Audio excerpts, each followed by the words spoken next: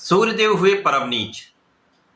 नवग्रहों में राजा सूर्यदेव 17 अक्टूबर को अपनी राशि का परिवर्तन करने जा रहे हैं तथा इनका प्रवेश तुला राशि में होगा।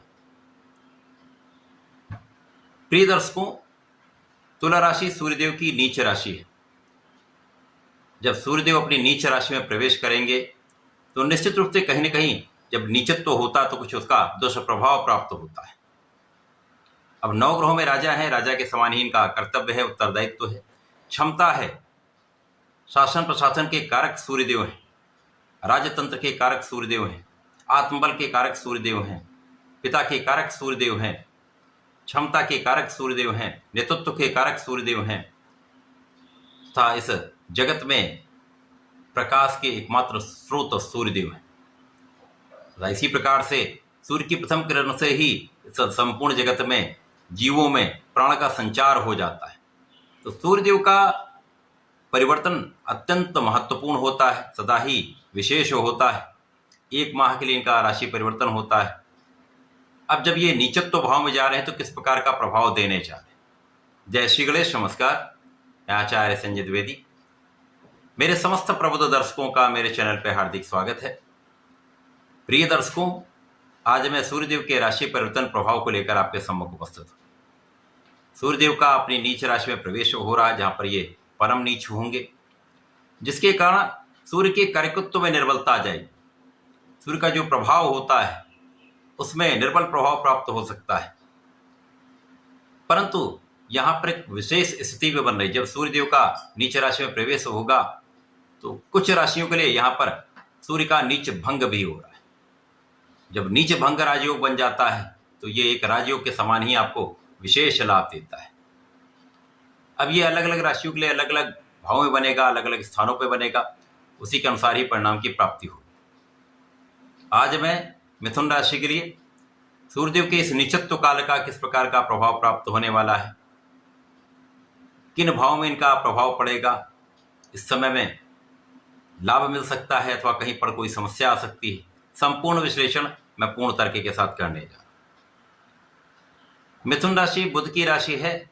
बुध तथा सूर्य का परम मित्र का भाव है तथा मिथुन राशि के सूर्यदेव पराक्रमेश है, पराक्रम के स्वामी।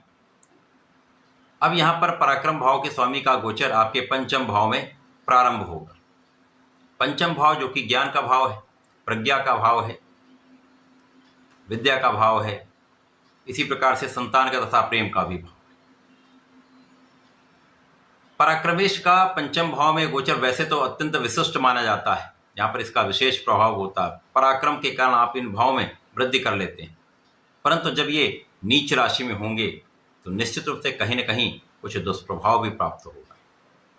यद्यपि यहाँ पर इनका नीचत्व भाव बैलेंस होगा, संतुलित होगा, क्योंकि शनि का भी प्रभाव होगा। तो इस समय में जब ये पंचम भाव में गोचर करना प्रारंभ करेंगे तो इस समय आपको किसी बड़े डिसीजन से बचना चाहिए।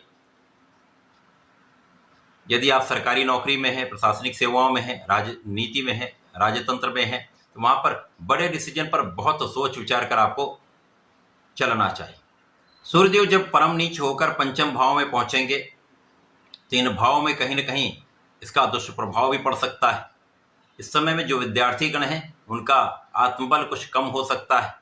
कॉन्फिडेंस की कमी के कारण उनका पढ़ाई में उतना अच्छा रिजल्ट हो सकता है ना आ पाए, अथवा पढ़ाई में उतना मन ना लगे। यहाँ पर आपको अपने काम को पूर्ण रूप से कंसंट्रेट होकर करना होगा, पूर्ण मनोयोग के साथ अपने विद्या में लगे रहना है, पढ़ाई में लगे रहना है। काम तो आपको करना ही होगा। इसी प्रकार से इस समय में संतान पक्ष कुछ निर्बल हो सकता, संतान के कारण कुछ क्लेश हो सकता, अथवा संतान के स्वास्थ्य में कुछ समस्या हो सकती है, जहां आपको ध्यान रखना होगा। प्रेम संबंधों के लिए समय तो बिल्कुल भी अच्छा नहीं है, इनसे दूर रहना ही आपके लिए श्रेयस्कर है। अब यहाँ पर जो लोग ज्ञान से संबंधित कार्यों में हैं, विद्या से संबंधित कार्यों में हैं, शिक्षा से संबंधित कार्यों में हैं, यहाँ पर लाभ पे बहुत बड़ा प्रगति का अवसर नहीं मिल पाएगा, लाभ में वृद्धि का अवसर नहीं मिल पाएगा।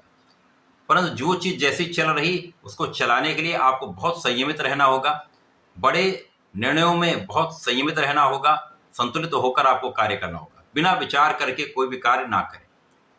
इस समय आपकी इच्छाओं की पूर्ति में कुछ समस्या आ सकती है, लाभ में कुछ कमी हो सकती है। सूर्य जो पराक्रमेश हैं, तो यहां पर आपकी क्षमता होने के बाद भी, आप में योग्यता होने के बाद भी, आप ज्ञानवान होने के बाद भी उतना अच्छा निर्णय नहीं ले पाते, अथवा आपके कॉन्फिडेंस में कमी के कारण आप उतना अच्छा प्रभाव नहीं दे पाते। इसी प्रकार से कहीं न कहीं पराक्रम में भी कुछ कमी हो जाती है। जब आप अपने कार्यक्षेत्र में कुछ परिश्रम कम करेंगे, जितना परिश्रम आपको करना चाहिए उतना परिश्रम नहीं कर पाएंगे, किसी भी कारण से हो, तो वहां पर उसका उतना लाभ भी आप प्राप्त नहीं कर पाते। भाई बहनों के साथ संबंधों में कुछ कटुता आ सकती है।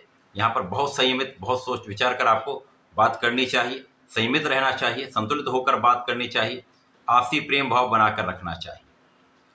इस समय में सूर्यदेव का जो प्रभाव है वो राजनीति में या शासन प्रशासन की सेवाओं में रहकर लोगों के बीच में सामंजस्य बनाकर आपको चलना होगा।